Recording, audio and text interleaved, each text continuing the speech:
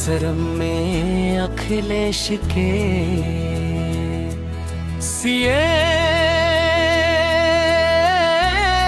CM बनादा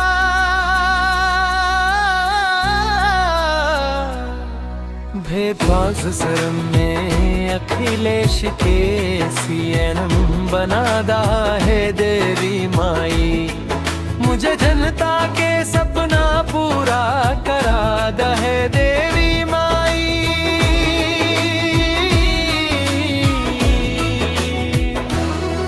सुख शांति बरसादा दुख सब मिटादा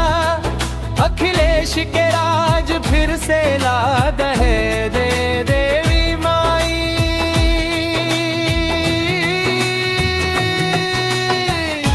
गरीबन के सहारा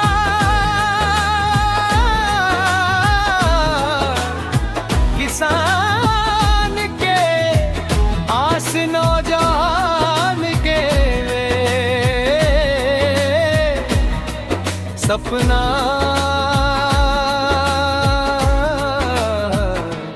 पूरा होके खास हर गांव हर शहर में खुशहाली छा जाए ऐसन राज दिलादा है मैया रानी बीता सिचम में अखिलेश के सीएम बना दे देवी माई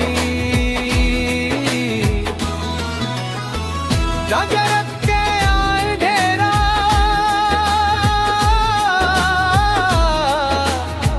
दूर भगा द प्यार के दिया